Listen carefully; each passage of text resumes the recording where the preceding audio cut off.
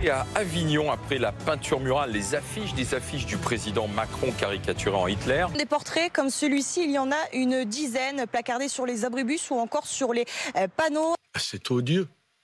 C'est tout simplement odieux. C'est le symbole de l'antisémitisme, c'est le symbole du génocide des Juifs. Pourquoi on vient chercher l'image d'Hitler? Dans une société où il n'y a plus rien pour nous, quoi.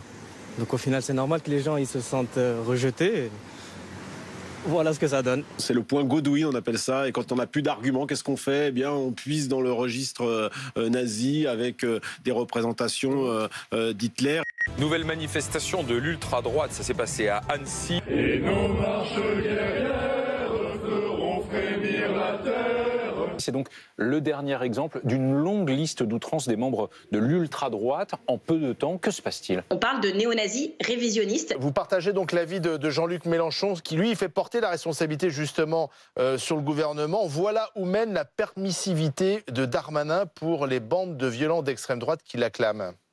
Il y a forcément un lien de cause à effet. Depuis plusieurs heures, des milliers de personnes se dirigent vers l'Indre dans les environs de Châteauroux pour participer à une rave party pourtant interdite. Des dizaines de véhicules, vous le voyez, sont en train d'arriver vers ce lieu. Mes premières pensées vont surtout envers la profession agricole qui va encore souffrir ce week-end et pendant 4 jours de ces dégradations à venir.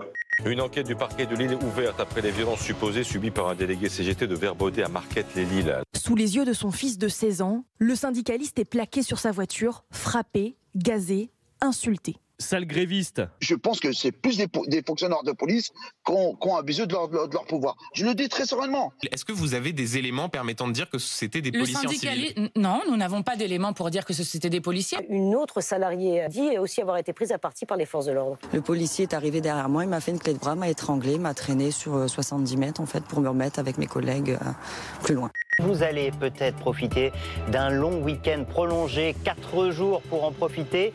Vous avez bien raison. Depuis hier soir, beaucoup de monde, des Parisiens notamment, ont choisi de prendre le large. Il y a du monde partout, cul à cul depuis le début. Est-ce qu'on est content pour ces... Non, pas encore.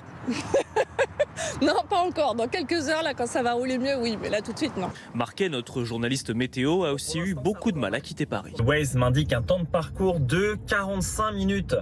En temps normal, c'est 10 minutes. Il y a énormément de monde. À Collioure, dans les Pyrénées-Orientales, les terrasses sont pleines. On attend beaucoup de monde. Les ponts du mois de mai sont très importants pour l'économie touristique de Collioure et du département.